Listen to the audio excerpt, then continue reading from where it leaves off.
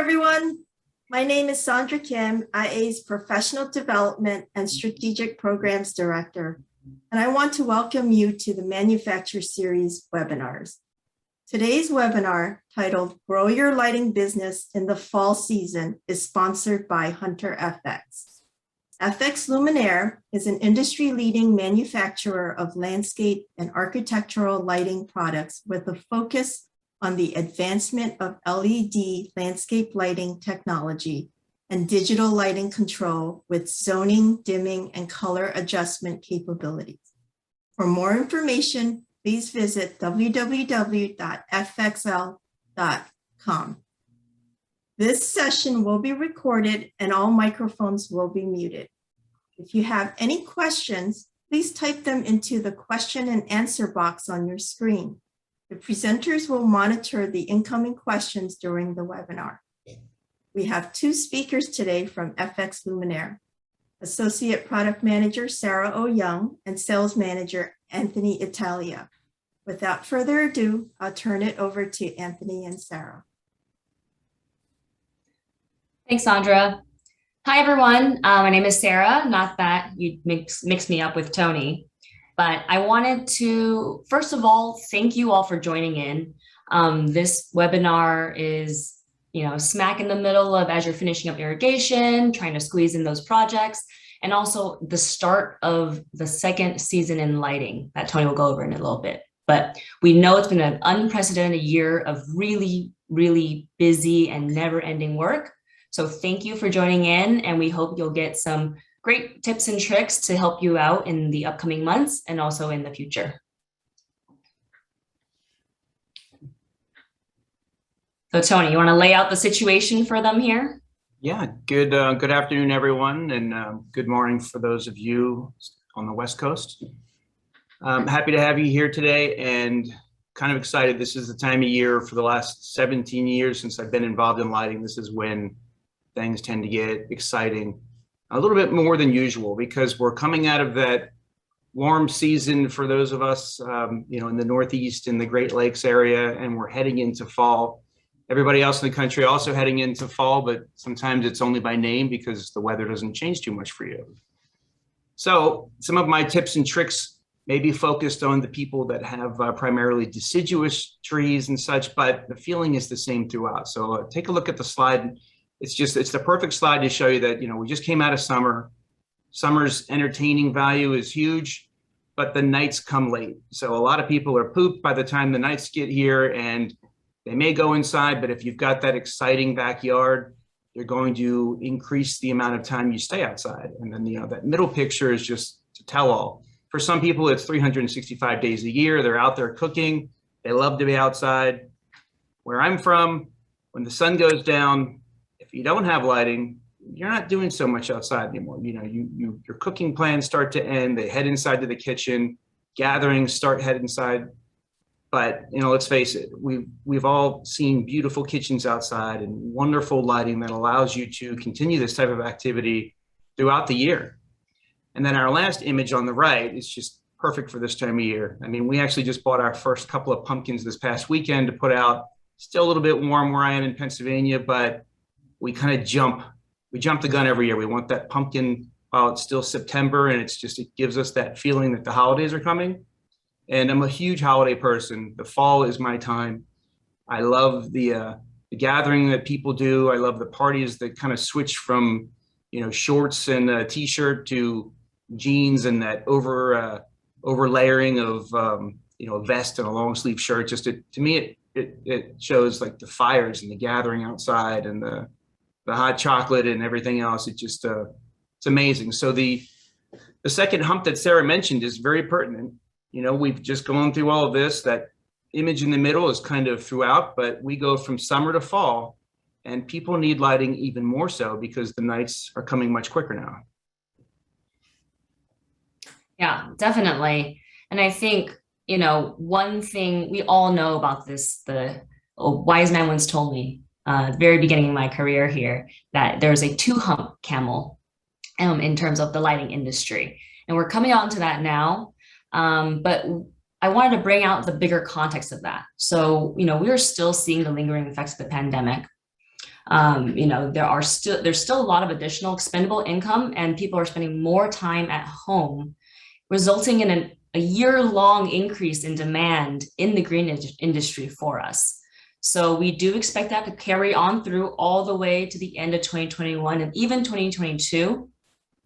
Now, if we pair that with the labor shortage, how are we going to squeeze in as many jobs as we can into our days?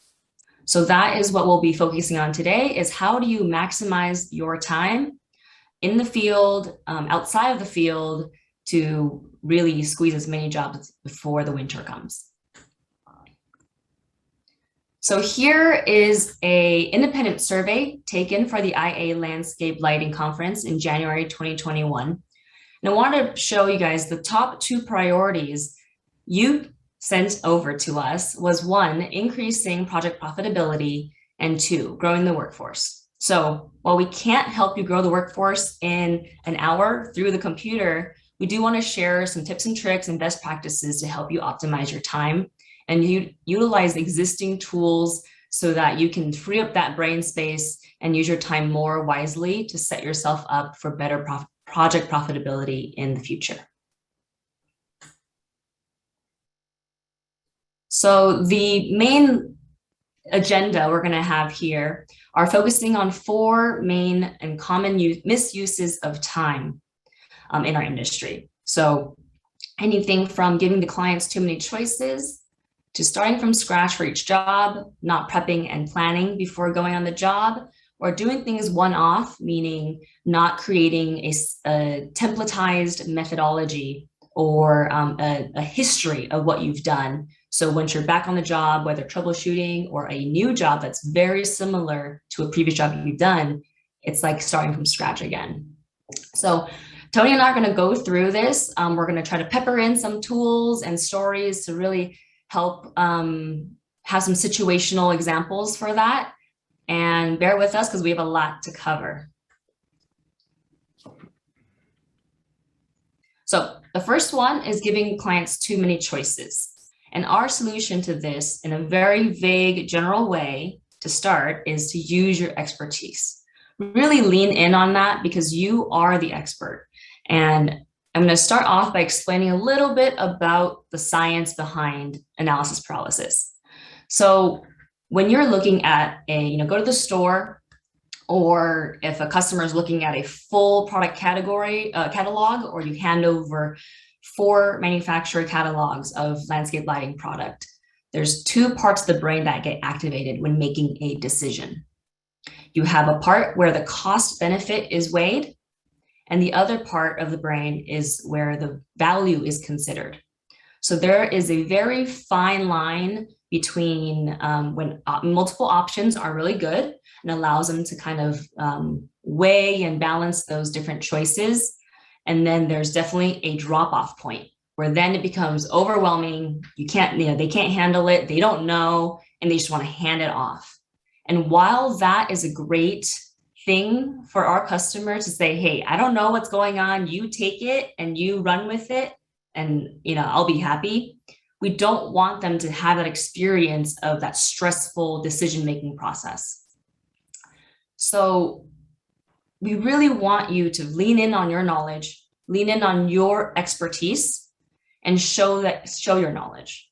And the way you do that is you take the information you get from your interactions with the clients, think about what they would want as a total solution, and apply your knowledge to that and provide options in 1 to 3 packages, so targeted options. And this really does help in giving them a little bit of context of what you're doing and why you're doing it.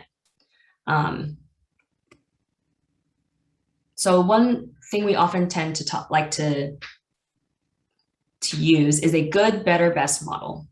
And please excuse the images. The images were just examples of different applications of product. But the main thing we want to talk about here is the technology and the material is the really main differences of good, better, and best. So we all know about the client interview, right? going on to the job site, interviewing the client, getting to know what their evening habits are, what their priorities are in the yard, how they live their life outside. And then that's how you can establish what they need and how to upsell it. So whether it's on-off technology, drop-in lamps, because they just want it to go on and off, they don't really care about the dynamic control, et cetera, then, there could be a good package that you set up for those customers. Some of those customers could potentially be upsold to the better package. Maybe they want some advanced control, whether it be some dimming capabilities, just setting it up at the installation and tweaking it as you go, potentially an astronomical timer to follow sunset. And then we have the best. And this is, again, both technology and material in regards to total advanced control in the hand through an app, cloud-based systems, and also dynamic control, not just for a, like biannually, maintenance change, but maybe they want to have things change hour by hour throughout the night, or maybe they want the control in their hands to change something on a whim this weekend and change it back on Monday. That difference is setting up those little brackets really will help you put your customers in categories and help you narrow down the catalog to prevent them a solution where they don't have to look at the catalog. They trust that you're giving them the package they need and upselling options that are relevant to their project. Tony, do you want to share anything that you've learned in your 17 years of experience on this? Yes, Sarah's made some excellent points, and she's laid some great groundwork that we're going to continue on with this series. But one thing I'd like to bring up that I feel is very important is you guys. We want you to be the experts. We keep referring to you as pull out from your expertise. And if you don't feel that you're there yet, you've got the people around you, you've got the manufacturer's reps, you've got distribution, you have experts around you. So I want you to know that. And I don't know how new some of you might be, but this imagery in front of you is perfect. Good, digging into good means exactly what it is. It's what people want. It's the common ground that all decent landscape lighting people will do. It's the specimen trees, it's filling in those dark gaps, but not totally. You want enough darkness in there. So that image on the left it's very good. Control-wise, it may come on at sunset or a specific time of night and go off at midnight. And that's what we've had for years and years and years. The better situation, take a look at that image. It's an outdoor entertaining area. Is it going to be used in the rain? No. Is it going to be used when it's super cold outside in the winters, in the Great Lakes? Probably not. But it is going to be used. So when it is used, it would be wonderful to have some control, whether it's programming it to come on between the hours of 7 p.m. and 10 p.m. Because if they are going to use it, that's the only time they ever use it. So that's a better situation. And then, of course, the best, which we'll hit on numerous times today. One word, app. App control is what really just best describes that total package, and customers eat that up. Everybody, for years now, we've been hearing, does it have an app? And that means they want control, and they're going to live their life their way, and it could change week to week. And you should be able to offer all of these as upgrades, or without getting the customer too involved in fixture selection and such, because that does start to wear into misuse of time. Mm-hmm. And even something as simple as a handful of finishes, right? Even the finish page is incredibly overwhelming for many people.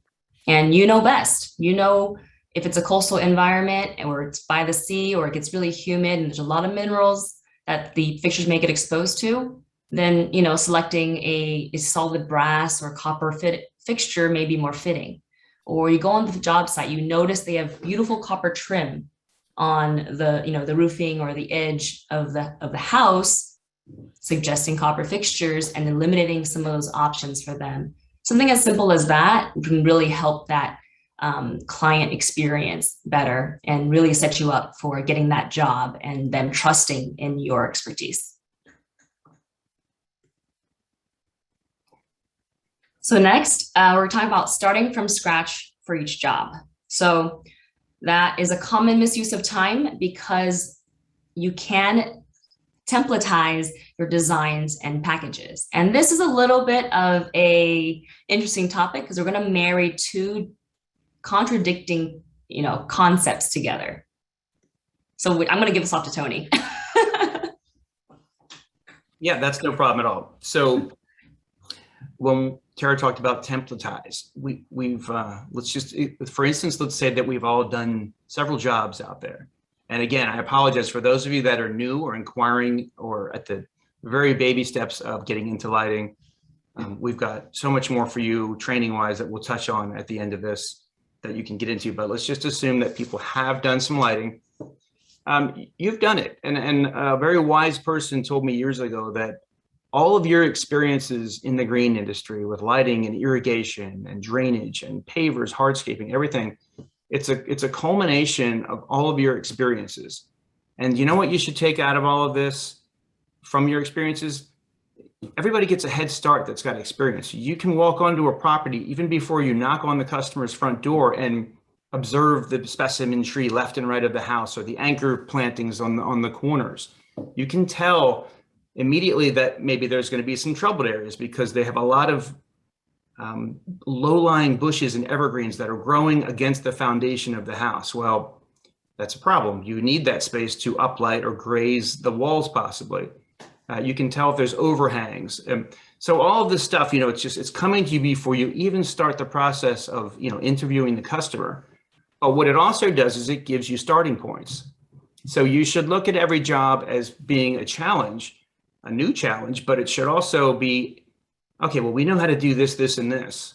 And once you actually start the interview process with the customer, you'll find that many of the answers that they give you and many of their desires and wants, as well as dislikes, you've heard them many times.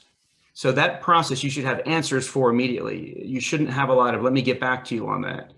Sarah mentioned color choices. FX actually has color pamphlets they're really nice. It's almost something that you would think of as going into a high-end paint store and picking out color swatches, but they're larger.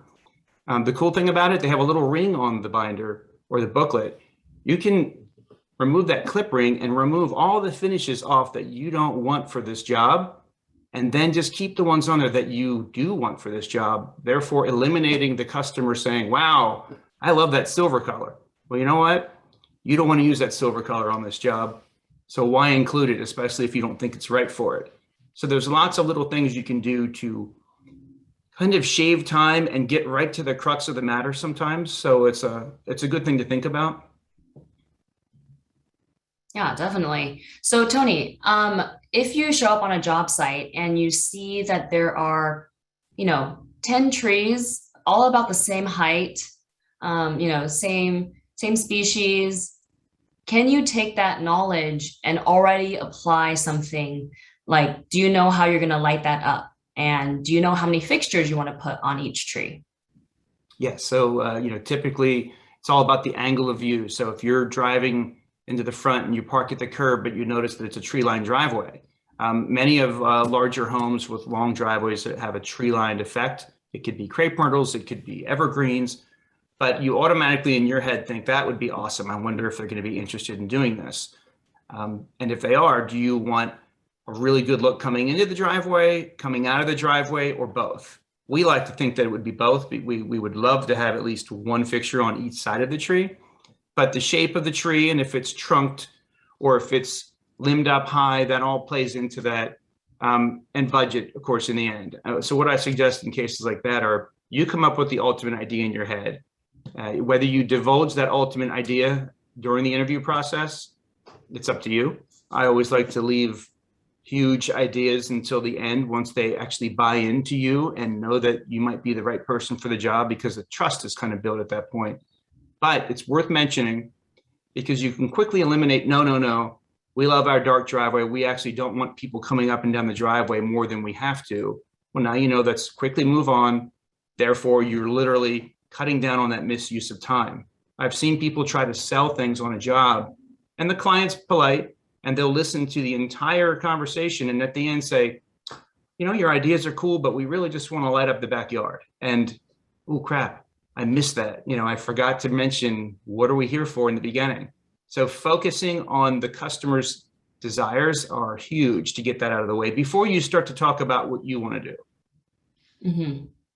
And if for, things that you want to do, would you still use the same handful of fixtures for those lighting effects? Yes. I mean, it's the effect fixture. Sometimes you're budgetizing, so you may go with a lower cost fixture, because guess what? The effect is still going to be beautiful. It's all about the lamp. It's all about the beam spread. And nowadays it's all about the color temperature.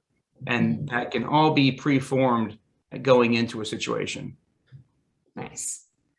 So my little hack here is the concept of creating a very, very short list of your go-to products, right? So maybe you're going onto a job site, you may have to do some tweaks, like changing a color temperature from a soft to a warm, based on the look of the trees, the color of the foliage, etc. But you can still set up my go-to uplight, my go-to path light. Oh, they don't want path lights, I could take that off. But you have your preset fixtures that are your go-tos for potentially your even different tiers of offerings. But you have that preset, and then you can build on or refine from there. And that way you kind of start off, you don't have those fixtures in your head. You can pass it on to someone else on the team if they wanted to, have a starting point that isn't from zero. So one of my favorite tools, I will say I'm very biased, obviously, but mainly because I've worked a lot with these two tools. So FX has a couple tools that come in really handy for this type of concept. MyList and MyDesign. So MyList was launched a few years ago. If you guys haven't played with it yet, basically helps compile a giant list of any and all products you would need on the job site, at least with our FX products. It goes down to the SKU level. It has all of the documentation you need. So the spec sheets, the installation note, install details, etc. All right, photometrics, all right next to it as an easily downloadable option. But I wanted to say you can also copy or duplicate the lists. So if you were to set up a template list there in your go-to 4 or 5 products, just put one of each, one quantity each in there. But I have my go-to RS uplight. I have my go-to SPA path light or a bigger hat with a TM. And then you can, name it template, value package, copy and duplicate it over, and then have a starting point already loaded in. And you can say, hey, this person has, 4 trees. I want to suggest 2 RSs per tree. So I'm going to, type in 8 for a quantity there, but you have that template to start with. It's easily shareable and it's very replicable in that exact way of copying and duplicating. It can be exported in PDF form and also in Excel, and you can add in multipliers, all that kind of stuff on the back end to finalize your proposal there. Ultimately, these are tools to help clear up brain space, because you want to be spending your time not putting to paper things that you've already done before, but replicating things you've done before and focusing on what makes those jobs unique and not the ones that make them similar. So the other cool thing behind there is a My Design screenshot. So this is the most recent feature we've added on our FX website, and it allows you to take photos of the job sites themselves, put them into the program, and place fixtures on there. You can change them into different colors. You can even assign them into groups, whether it's groups for a Luxor system or groups for wire runs even. It has the exact SKU breakdown, and again, all the other features that MyList has. Tony, what do you think about, did I miss anything on My Design and MyList? This really isn't a webinar to focus on these, but No, they do need to be talked about. You really covered it well, but I just want to add super quick details, because I think for the lighting designers on this call and the people who really know their stuff, fantastic opportunity If you have not played with My Design, you've got to do it. It does. A lot of people start with My Design, they'll import the picture. As you're designing, it actually creates that My List for you. But what's really cool is it allows you to put notes in, and you can put any note in on the line item, meaning customers are very emphatic that no light shine towards the windows. Okay, well, this is a record. This is where you're already starting to keep track of what you're doing on this job. You haven't even sold it yet, perhaps, but we're going to hit on that later about how important recording and having history when you leave a completed job is. But with this, one of the fantastic things for this, and we are going to come out with more tricks for My Design going forward, which we won't talk about today, but it is coming this fall. But one of the really cool things for this, we all used to play with the paint pad on computers years ago. We would take a picture, download it, and we do the little yellow circle for something. But this actually lets you pick the exact fixture. It tells you what wattage you want. If there's beam spread options, it essentially forces you to fill in the item fully number-wise, so that if you're the customer, the contractor, and you're going to export this to your supplier, guess what? There's no more questions. There's no more, you didn't say what finish it was, or, ooh, is this a 10 watt or a 20 watt half light? It's all there. You have to do it to go forward. It makes it so easy for you. And the mistakes, again, going back to misuse of time, this takes away huge amounts of misuse. Yeah, definitely. Thanks, Tony. And so again, templatizing your designs and packages. Now, once you have that done, you know what products you have, you're ready for install day, you have the product in hand.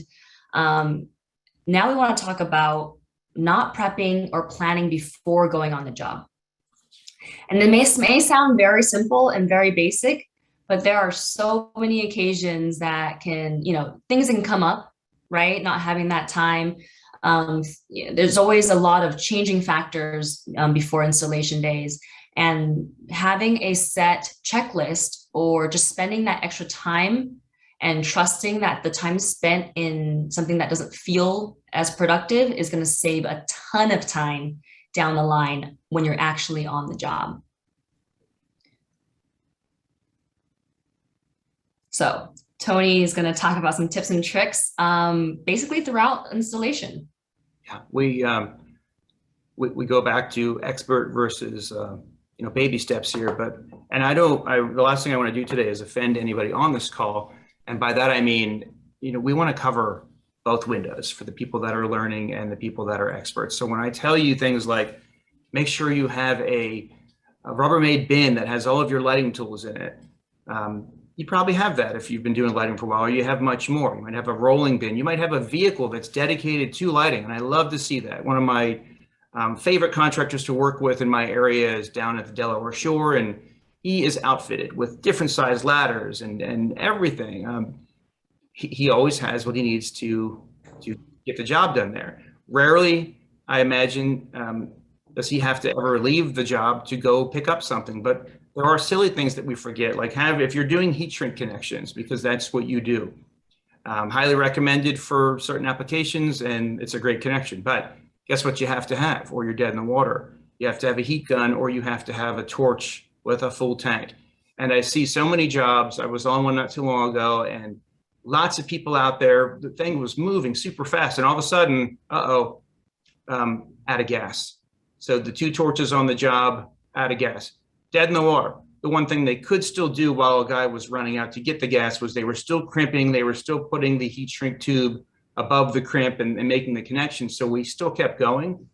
But in a different situation, we only had a couple guys on a job and maybe in the middle of nowhere, that could be a game changer. You might actually have to go to an alternative connection that you don't like doing. So little things like that. Prepping, having a guy, the go-to lighting guy. I've stressed this time and time again. For landscapers and irrigation guys that do lighting as an add-on feature. They may not specialize in it, but it's really important to have a guy that is, hey, did you go over everything? Do we have 3 sets of wire strippers? Well, no, we have 2. Well, you've got 3 guys on the job. It's important that everybody knows how to do connections. And we'll get into that at the end of this, but I can't stress enough how the tips and the tricks before the install and making sure you have a little bit of extra wire, making sure you have more than enough connections, because we've all had to cut connections out because something happens. I need to add more wire, so now there's another connection going. You've cut out the existing connection, so you need one more. I think the days of I need 54 connections for a specific amount of lights, you round up to 60. And you should always have enough wire and connections. Stakes, another important part, an extra couple of ground mount stakes on your vehicle or in that Rubbermaid tote so that you don't have something silly come up and now work kind of stops. Yeah, definitely. You want to touch upon programming, Tony? Yeah, and this is a huge thing. So, when we get into the good, better, best system, we've got that best system, and it's very important that you know the system. Some people will actually take and program their Luxor at their shop. You can actually do it days in advance. It's a matter of plugging it in at a desk in a comfortable environment, maybe your office, maybe the shop table. You could actually have one or two people that are going to be on the job gather around so that it can actually start to be educational, but you can set up the basic programming. What's really cool is you can create specialty colors. You can do all different types of things. You can literally set up a couple of lights on it and start programming all the fixtures. So if you have a design, if you know where things are going, every light that's going on that job tomorrow or next week can be pre-programmed. They don't lose anything between going from your shop and going to the job. And if you didn't know, programming on one Luxor, that language that you're encoding on there is the same language, the same coding that's going to be given out by the Luxor on the job site. So I have a few contractors that designate a workstation at their shop to program fixtures on larger jobs because the designer can now be part of it. His office is right in the building. He may not come out to the job for long during the install, but he's there. So they will program, 80 fixtures and have all the path lights set up as group 1 and maybe have the wall lights all set up as group 2. And then it starts to get group 3, group 4, group 5, but it can all be done before you get to the job. And I will say this, so much so that you literally can turn the install as far as your installers out there as a regular install. Nothing else has to be done other than connecting to the customer's Wi-Fi, if that's the way you're going with that. If it's going into direct connect mode, you can even set that up at the shop. But I would say the only thing that has to be done on site, of course, is the initial setup Wi-Fi password to the customer's router. Other than that, you literally could set everything up at the shop before you even get to the job. And some people will do this weeks in advance. The ones who have learned that this is a huge time savings, others will do it the night before and include some of the guys that will be installing as well. Nice. What about if you have a system that, doesn't have a very advanced controller? Can we do anything in the office or before we, or even at the distributor branch picking up the product? Can we do anything there to help on the fixture side of things? Yeah, there's some other things you can do too. So I know it sounds simple and you think, oh, we do that on the job, but it still saves. When you have a lot of fixtures going in, even if they're simple, you can put the stakes on them. You can strip the ends of the wire completely so that they're free. The transformer, if it has an astronomical timer going into it, you can set that up. And I will say that is something I see on jobs often, that, astronomical timers, various manufacturers, they're not all made the same. Sometimes you get a different one for the job. Maybe it was a little bit of a different brand the last time, this last year and a half with product procurement. I guarantee you a lot of people on this call have used something that they've never used before. They may love it, they may dislike it, but you've definitely been experienced, not by your own will, of course, to try something new. So it's really nice to figure out these things. You think it's a timer, how bad could it be? Well, depends who's holding it out on the job site, and there's a little bit of a rush and you're trying to get it done. But if that first night, the lights are supposed to come on at sunset and they don't come on, and you find out later that the timer wasn't set up. We hit there's an old Seinfeld where a runner had to run on a race and somebody set up the AM and the PM wrong. And, that didn't go too well for him for getting up early to make his race. But you you want to get through those little things. And if you can do it in a controlled environment, sitting down, relaxed, not crouching under some tree and in 90-degree heat with bright sun shining on you, sometimes you have to actually shade yourself to even see the screen. I urge you to do stuff like that. You have to get into the habits of doing that. Awesome. Thanks, Tony. So we didn't forget about all the circumstantial things that may happen, or you run out of time, you're just running around trying to get to the job site, beating traffic, etc. So we had a slide also built in about tips and tricks during installation. One of the things I wanted to bring over from the last slide was, if you don't have someone, or if you didn't have fixtures prepped and the packaging taken out, the programming done, divvying up roles can really help you in getting the job done and getting it done quickly. You want to share some more about that, Tony? Yeah, 2 weeks ago, I keep wanting to say last week, but it was 2 weeks ago, I actually had a huge surprise. So I went on in a job, it was over towards Mechanicsburg, PA, and I kind of knew what I was going to do with the contractor that day, but what really caught me off guard is when I pulled up, they had 15 people, very similar to this image you're seeing up here, but 15 people, all in, they all had the company shirts on and shorts or jeans or whatever, but I kind of was astounded because I said, wait, what are we doing here? It wasn't a huge job, but it was laid out vastly. And the designer and the foreman said, oh, we all want to learn how to do this, this, and this. So there's a few new people here. And I said, okay, well, how are we going to handle this? I'm one guy. How am I going to talk to everybody? And they literally formed a circle around me. And I kind of introduced myself and what we were doing. Then we moved it back to like a half circle. And then I started showing them. And after I did it, every one of them would come up to me and replicate what I was doing. We were programming fixtures. And we were putting the little sticker identifications on the stakes so they could run around. They already had their design done. They already had it numbered. So I can't imagine a better scenario for learning, but every one of them kind of what I want to call it did a ride along with me. And I saw them do certain things. I corrected them if I didn't like the way they did it, or I thought there was a better way. They asked questions. You always have a couple of shy people, so I had to kind of pull it out of them. But I would say the biggest thing there is that everyone left that, well, I left before they did, but by the time I left, everyone knew how to program a fixture. They knew how to put stakes in the ground. I showed them 3 different ways to put stakes in the ground based on fixture type and if leaning mattered and such like that. They all knew how to use the lock nut that we now include with certain fixtures. And that was a big thing because well, what's this in the box? And we got over that pretty quick. But I also told them, you can cut off simple things. Like every fixture comes with a 10-foot lead, or the downlights came with a 26-foot lead. If they didn't need all of that lead, I let them know, like, you can cut some of it off. You don't have to worry about bundling it up and sticking it in the ground. And we went through everything. But the point is, it went so quick, and I couldn't remember the last time I had that great feeling that I just hit so many people at, within 2 or 3 hours. But it was a ride along. It was a ride along like you would do for so many jobs. But the owner called me that night, and he wasn't present on the job. And he thanked me, and he said the guys were raving at how much they learned in such a short amount of time.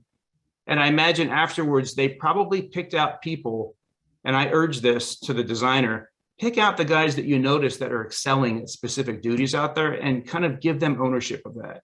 Because going forward, if you've got a guy he's that guy with the torch and he's doing the connections, and you see him staggering in the connections so that it's more of a slim line, he's your guy. He did that on his own. Then you've got your guys that take extra care to go inside and outside of beds where you're going from turf to mulch to make sure that that wire is not going to get cut. In fact, they did a great enough job where they actually brought out 12-inch pieces of 3/4-inch conduit, and they were putting that sleeve over top everywhere where the transition was going from grass to mulch, so that the edging that happens, biannually wasn't going to be a big deal.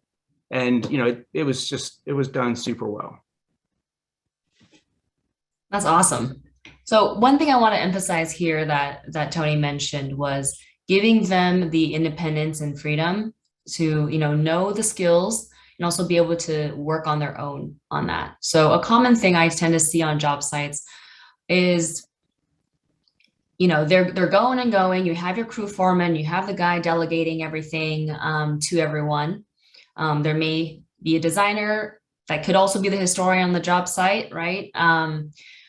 But once someone's finished with unpackaging all the product, then they wait around until the crew foreman's ready for them to ask them what's next to do, or until the foreman says, hey, can you come help me do this, or go over there and do that, or go follow that dude over there and work on that. And delegating specific roles once they've been cross-trained and they understand it can really help in removing that reliance on each other for understanding the total job and the context of it, whether that be a quick pre-installation, divvy up roles. People naturally fall into a lot of roles in this way, but with a lot of turnover, a lot of new hires, explicitly talking about this will really help in terms of either overwhelming a single person that is the most experienced, and also empowering others to, move. They know what they're doing, get through the job, and then you save time on the site itself, especially since it's been so hot this summer.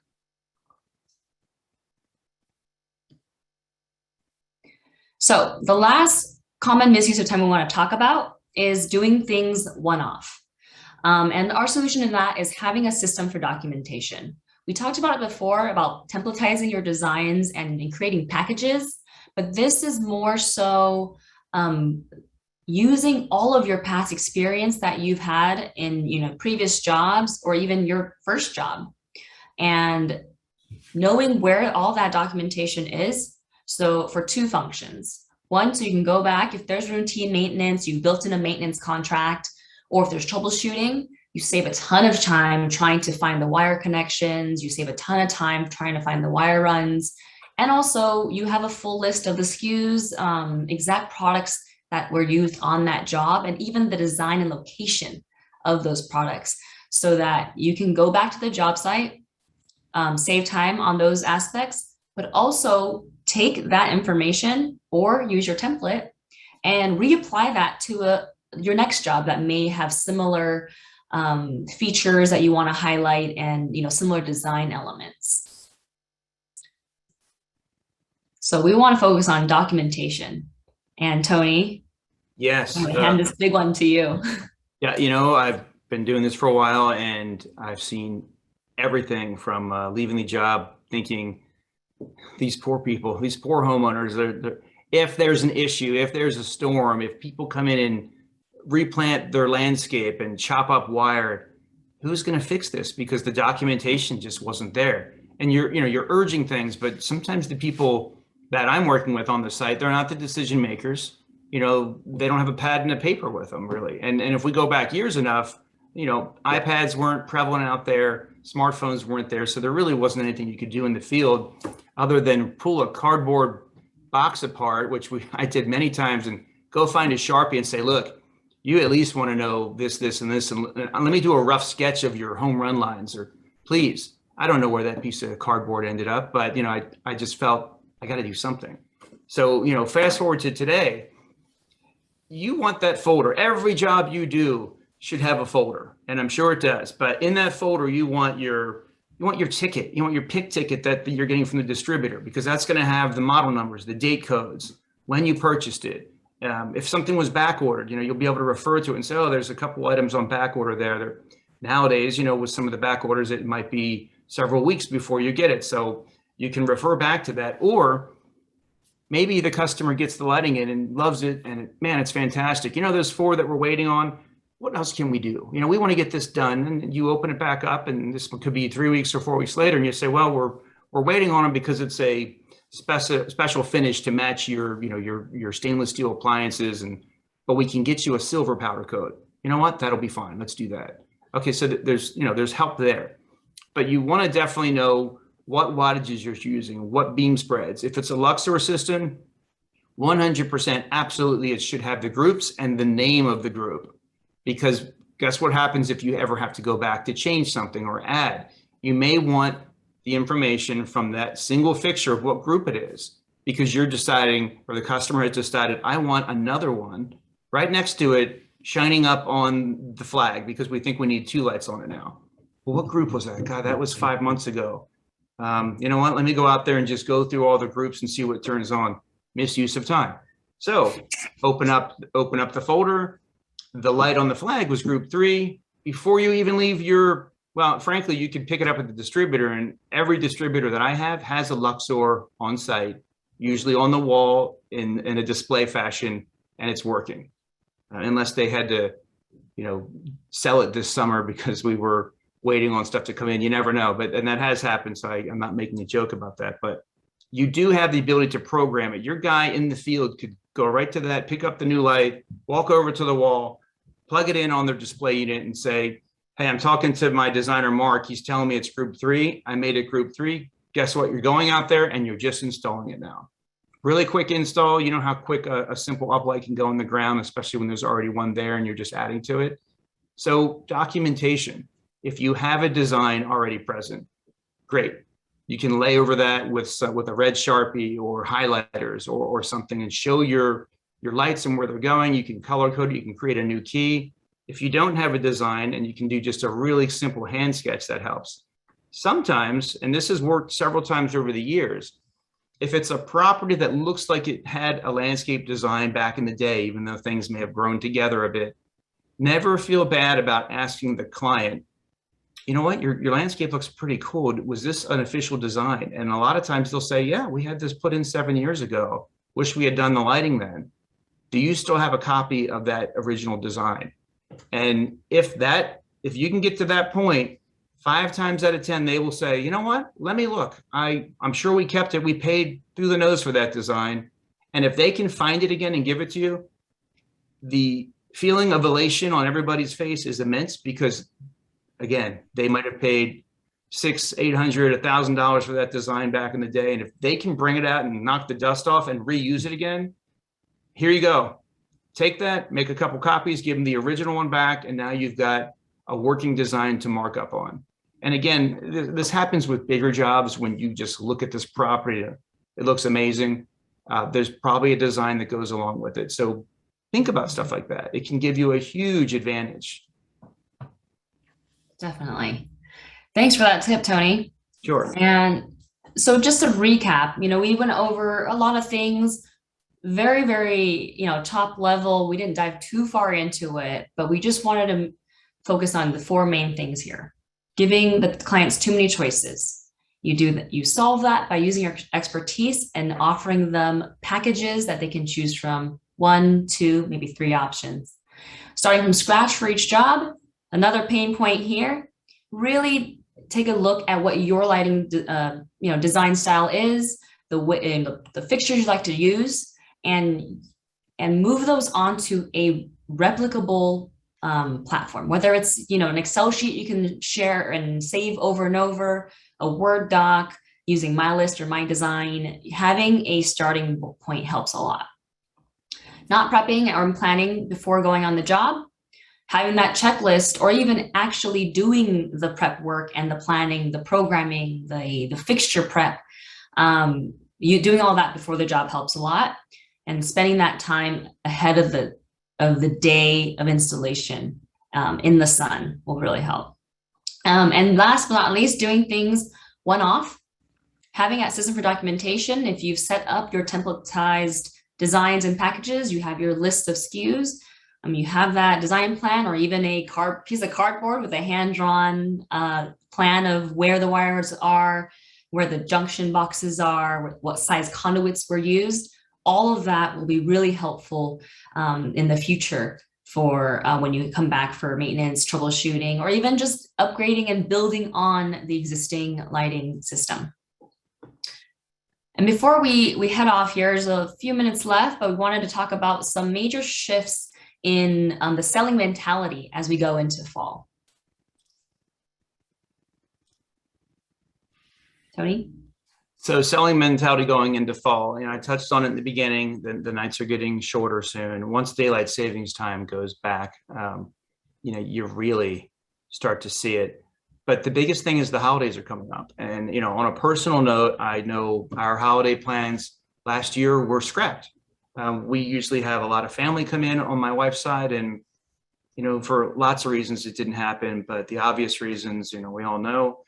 And we're planning on doing it bigger this year. I'm fingers crossed, but if it was me and I was interested in lighting and someone came to me and sold me a system that, guess what, I can get through Halloween with Halloween looking lighting at the touch of a button, and I can get into Thanksgiving and replicate the colors of the leaves and give you a really cool orange effect, and pretty much 30,000 colors. So much to do, but Christmas is going to be the biggie. December 1st gets here and you hit one button and it's instant red, white, green, whatever you want to do. Or maybe you're into the string light effect and you can use our color wheel option. So it goes through all the colors, all the primary colors you can set up, and you can control the speed. But it's selling into the fall. You've got less time to put it in. So, Sarah and I were talking about this earlier together, and here's kind of a new take that I developed in my mind just based on this. I always recommend that people do nighttime adjustments because you learn so much from doing that. If you're a pro, you can get the job 90 to 95% during the day. And therefore going there at night is really for your own desire to see, hey, let me see how it looks. Take pictures. We love before and after. So take a picture during the day from the same angle. So the house on the left, if you're doing that house, wherever this image was shot, you want that image during the day before anything has started. And then you want that same image at night at the right time, which is typically 15, 20 minutes after sunset, maybe a little bit later now with cameras that can be played with a bit. But you want that because it's going to be a selling point for you. Do the job. Yes, the days are shorter. You might finish around 5 o'clock. Pick the people that need to clean up the job, and then maybe convince them, for your company to go to dinner, go grab a bite to eat, and then come back to that job that night, make some adjustments, but you're already there. And that is one of the things when you're selling into the fall, you do get to go out to the jobs a little bit earlier. You're not out there at 9:30 at night like we are in the summer. And a lot of people don't like that. And once you're there at 9:30, guess what? Now you're there till 10:30, because if the client is talkative and they're home, so they don't have very far to go to get back into their home and slip into bed, but you might have an hour or two, depending where you live. This is the time to do it right. You finish up the job, clean up, go get a bite to eat, come back, and it's all still fresh, and you don't have to come back another night. And it's also a really good way to avoid some of those little small things like, oh, we didn't realize that path light was crooked, and you can really notice it at night now because the circle on the ground is shifted compared to the other 9. You can fix it really quick. Maybe there's a glare in a window. You can jump on that really quick. So there is an advantage. And frankly, once it gets dark, people are very, they welcome these lighting designs and these conversations. That's why we call it the second hump. I think it's a much bigger hump, actually. And I do think that what's going to excel this year is the need for gatherings and having family come back that they haven't seen in a year or two or whatever. And they may really want that extra push towards something like a color control system. Definitely. And I know we covered a lot, but the next slide, I really want to talk about this FX resource called Building Your Landscape Lighting Business. So this has been multiple years in the making. We're very proud of it. It's 120 pages long, and it pretty much covers most of what we talked about here, but not really in the same format. So it starts off with science, the science behind light. And then it goes into lighting effects, techniques, application, and also some, FX specific fixtures and control. And this is pretty, standard. There are some really great books out there already on this content, but the second half of the book is focusing on the marketing, selling, closing, and also developing your business. So anything from, how to build up your word of mouth reviews, how to build up your social media presence, and also how to show and expose your company in a positive way, with some little tips and tricks to really get your name out there, associate your great lighting design with your company name so people can find you more easily and you can build your business with more, passive methods that will work while you're still sleeping. This is available online. It is on a PDF form. And there are a few other resources. If you guys want to, have a quick little short list, I'm happy to send it over to you. But that is pretty much the end of our presentation. Here's our contact information. Please, we totally welcome any feedback, questions, comments, happy to help. And of course, a lot of these suggestions are things that we've seen in the field, heard best practice stories of, and not everyone does things the same. So if you have any opinions that or suggestions on how to do something else more efficiently, we're happy to hear it too.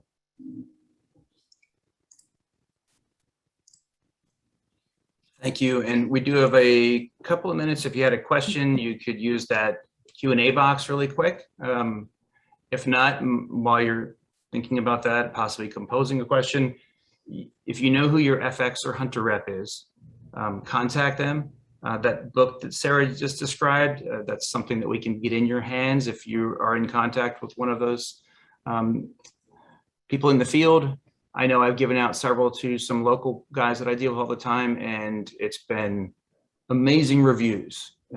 There's so much information there. It's the Bible of lighting, in my opinion. Oh, we did get a question. We got, what is your favorite type of connection?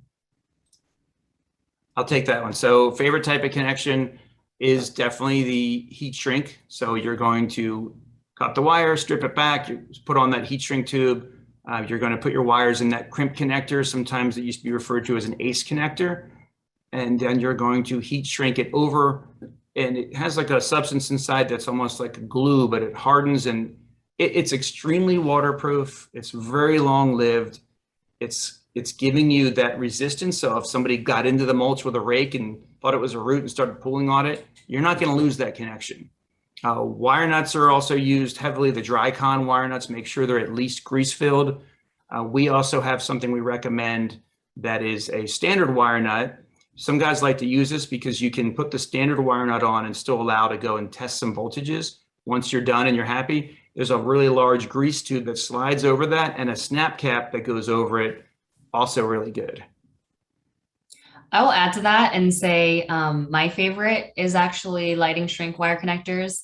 I love the ACE connectors, but I think their brass barrels are a little bit too big. And I found that the light shrink ones are nice and slim, so that when you do, it is a two-step process, but when you do heat shrink it, it is so slim. It's almost as if you were just using 18 gauge wire and continuing it on. So for those really tight locations, if you want to do a lot of hardscaping, tucking it away in the tree, a slimmer profile wire nut connection is really helpful. I guess wire connection, excuse me, is really, really helpful in that regard. Yeah, and the silicone filled wire nut, it's not a horrible connection, but I like to call that, I hate to say it, but it's the best of the worst, in my opinion. It's good. It's not going to be that long-lived 10, 15-year connection. If you put it in right and you strip the wire the right size, there's a lot of mistakes you can make with that. I've seen guys strip the wire too long. They'll put the wire, silicone filled wire connector on. You'll see copper hanging out of it still. Not good. They don't think about it. So for an experienced guy, you can make the best use out of that connection. If you're inexperienced and that's what you purchase at the distributor and that's because that's what they had, or maybe questions weren't asked, you've got to do it the right way for the best effect and longevity.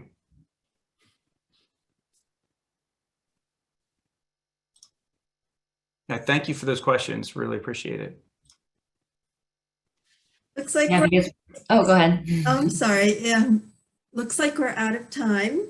I wanted to thank both Sarah and Anthony for sharing their knowledge with us today, and to Hunter FX for sponsoring the webinar.